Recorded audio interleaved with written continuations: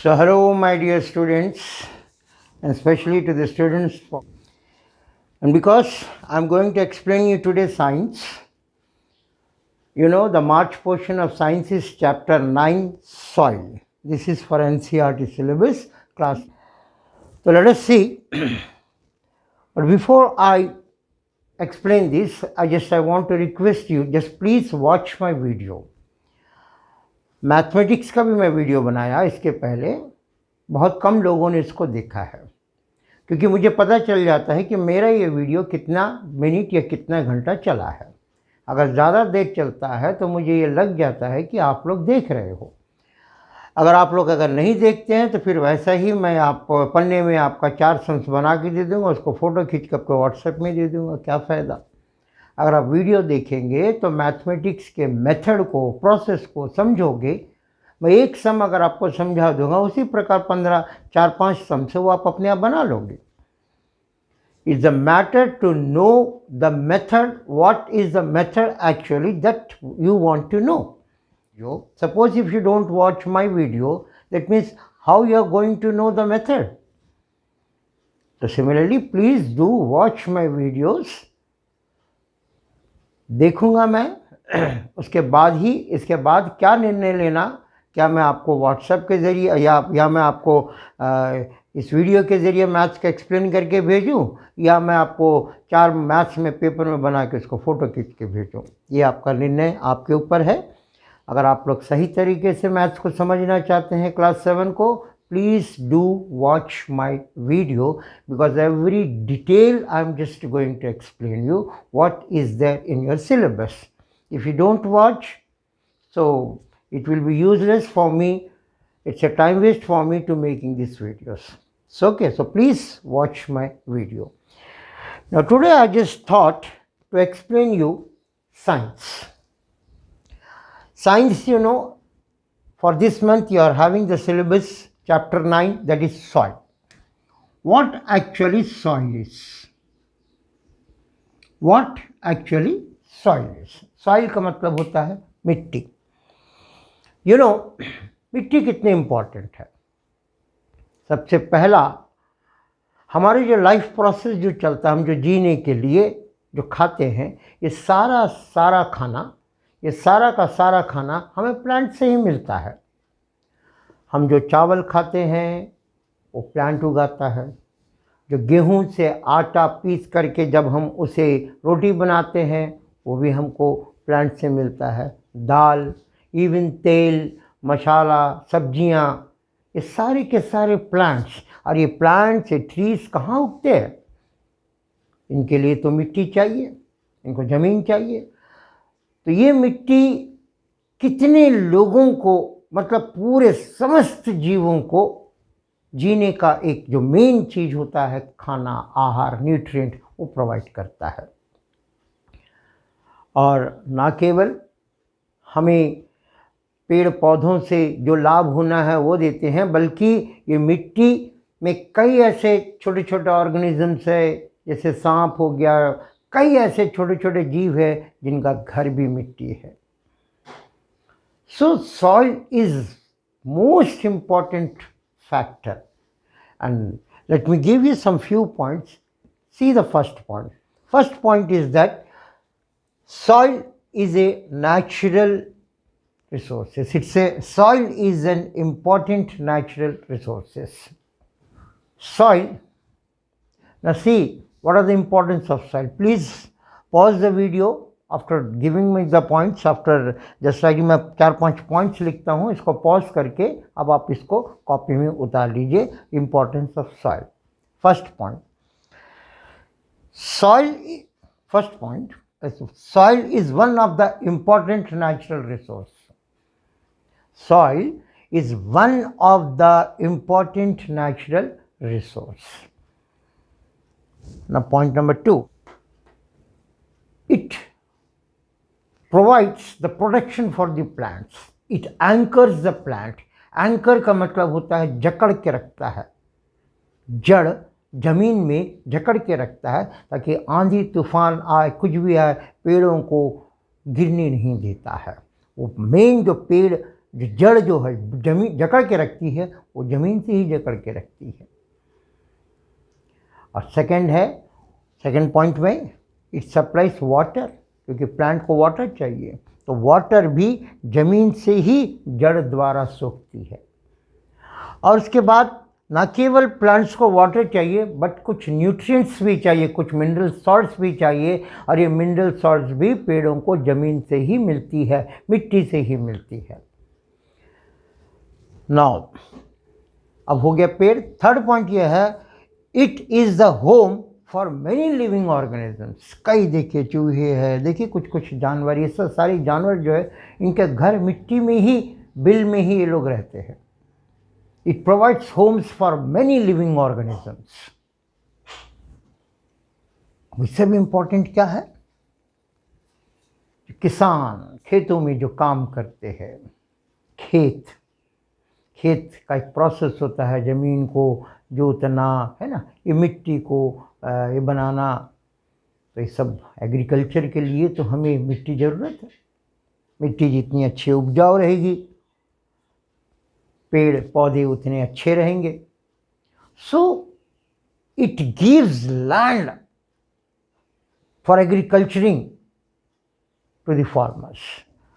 Soil, तो हम एक पॉइंट में लिखते हैं soil is important for agriculture. ये एक पॉइंट लिखने से हो जाएगा, soil is important for agriculture. इसे कितने सारी चीज़ें हमें सॉइल से मिलती है। सॉइल मतलब मिट्टी। अब जस्ट इमेजिन करिए, अगर मिट्टी नहीं रहती है तो क्या होगा। अब हम जब मिट्टी के बारे में पढ़ रहे हैं तो हमको ये भी पढ़ना चाहिए कि how soil is form, soil कैसे बनता है। सॉइल बनते हैं दो चीज़ों से। एक हम देखते हैं सॉइल जो उपजाऊ होती है, पहले सॉइल कैसे बनता है उसका एक प्रोसेस होता है। क्या होता है, जैसे बहुत बड़े चट्टानें हैं, देखिए चट्टानें हैं, बड़े बड़े पर्वतें हैं। इस पर्वत में क्या होता है कि जब सूरज उगता है तो सूरज के टेम्परेचर से कभी कभी पत्थर फूल जाते हैं, पत्थर फूलने लगते हैं। तो rocks will expand due to the heavy temperature, but when sun sets the atmosphere becomes cool, and ये कूल जब हो जाता है, जब वातावरण ठंडा हो जाता है, जो पत्थर भी ठंडा हो जाता है, जो फूले हुए हैं वो फिर दबने लगते हैं। तो कभी कभी ये फूलने में, दबने में, फूलने में, दबने में एक दरार, एक क्रैक आ जाती है। बड़े बड़े चट्टानों में एक क्रैक आ जाती है। इस क्रैक जब आ जाती है तो क्रैक के किनारे किनारे कुछ पत्थर के चूर उसमें, उस क्रैक के अंदर फंस जाते हैं। कई क्रैक्स होते हैं। मतलब एग्जाम्पल देते एक पत्थर का, तो हमारे धरती में कितने सारे पहाड़ है, चट्टान, ये सभी सब क्रैक होने लगते हैं। अरे दिन के धूप में टेम्परेचर में फूलने लगते हैं, रात के ठंड में फिर सिकुड़ते हैं। ये फूलने सिकुड़ते में एक दरारें आ जाती है, पत्थरों में क्रैक आ जाता है, और क्रैक के दौरान कई किनारे के छोटे छोटे पेबल्स, छोटे छोटे जो पत्थर के कण हैं वो टूट के बिखर जाते हैं। अब इसके बाद जब हवा आती है तो वहाँ से कुछ कणों को बहाती है, उड़ा के ले जाती है। बरसात आती है, जब उसके ऊपर गिरती है, फिर वहाँ से पानी जब लुढ़कने लगता है, ये सारे चीज़ें जो पत्थर टुकड़े थे, चूर हो गए थे ये क्रैकिंग के वजह से, वो सब को बहा के ले आती है। ये लुढ़कते कुछ पत्थर और महीन बारीक हो जाते हैं, कुछ टुकड़े रह जाते हैं।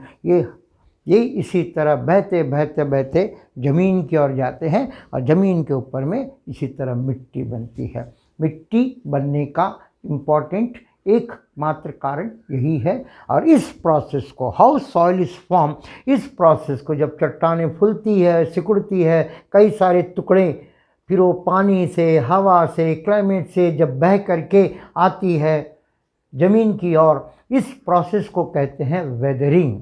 WEATHERING, weathering.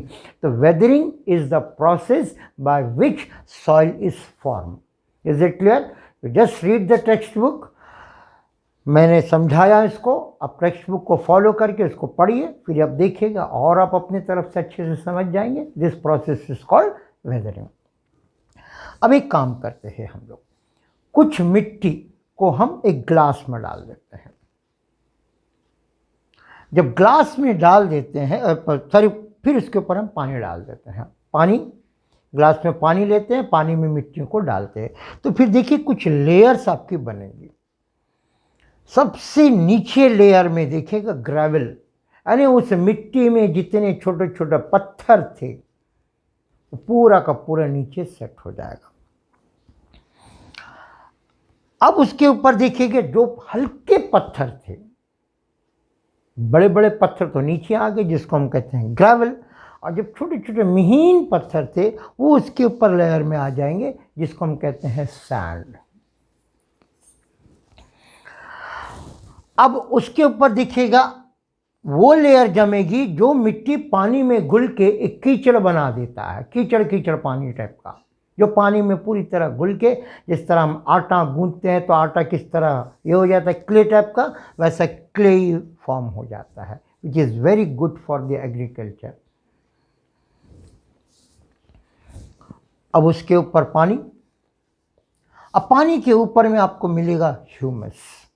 What is humus? HUMUS, what is humus?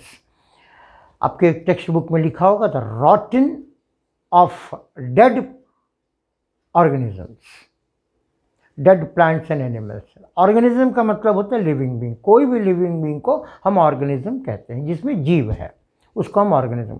ये अगर ऑर्गेनिज्म मर जाते हैं, ज़मीन में पड़ जाते हैं, तो ये सड़ के गल के, इसके ऊपर में कीड़े कुछ बैक्टीरियाज वगैरह आके इसको सड़ा के गला के वहाँ की मिट्टी को इतना उपजाऊ बना देती है, तो उस मिट्टी में इतना न्यूट्रिएंट्स होता है जिससे पेड़ पौधे अच्छे आराम से उठ सकते हैं। ये जो ह्यूमस केवल जानवर के ही, डेड जानवरों से ही नहीं बल्कि डेड लिविंग प्लांट से भी, डेड प्लांट से भी, जो डेड बड़े बड़े पेड़ वगैरह गिर जाते हैं, मर जाते हैं, सड़ जाते हैं, वो सड़ के बायोडिक गल जाते हैं, फिर वो ज़मीन में रह जाते हैं, उसी पार्ट को कहते हैं ह्यूमस, जो बहुत इम्पॉर्टेंट पार्ट होता है एग्रीकल्चर के लिए।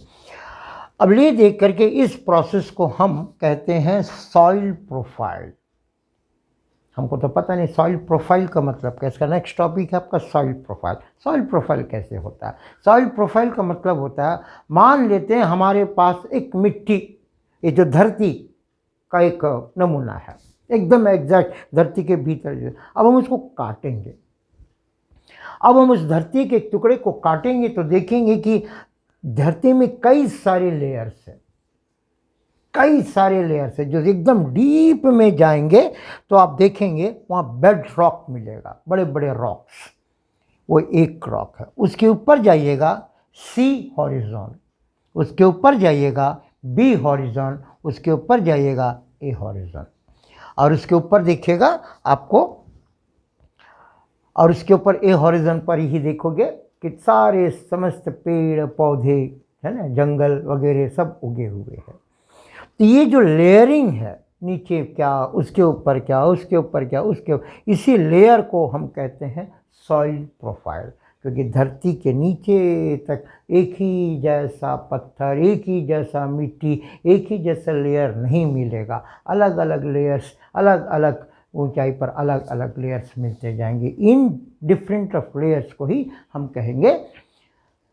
अब इसका इम्पोर्टेंस है, बेड रॉक का क्या इम्पोर्टेंस है, सी हॉरिजन का क्या इम्पोर्टेंट है, ए हॉरिजन का क्या इम्पोर्टेंट है ना, अब बी हॉरिजन का क्या इम्पोर्टेंट है। मैं अगले वीडियो में इसके सारे इम्पोर्टेंस को बड़ी डिटेल्स के साथ मैं आपको समझाऊंगा। तो अभी फ़िलहाल एक प्रकार का इंट्रोडक्शन पार्ट है कि soil, what is soil. Okay, तो इस वीडियो को आप लोग जितने बार देखो, क्योंकि साइंस एक ऐसा टॉपिक है, रटने से आपको कुछ नहीं आता है। केवल आप एक ही पॉलिसी रखिए, रीड, अंडरस्टैंड एंड राइट। पढ़ो, समझो और लिखो। साइंस एक विज्ञान है जो हम और अपने ज्ञान से, विस्तार से ज्ञान को प्राप्त करते हैं, because science nothing is a systematical knowledge of knowing anything. So this is the introduction part. If I see that you are watching my video very carefully, and everyone, all the students of class 7, if they are watching, जब हमको पता चलेगा कि yes, you're really very much taking interest by watching my videos, then I may get energy to make more videos with more effective manner. Okay, so till then, we'll see in the next part. So okay, that's all today in this video. We will see you in the next part with another topic. Till then, goodbye.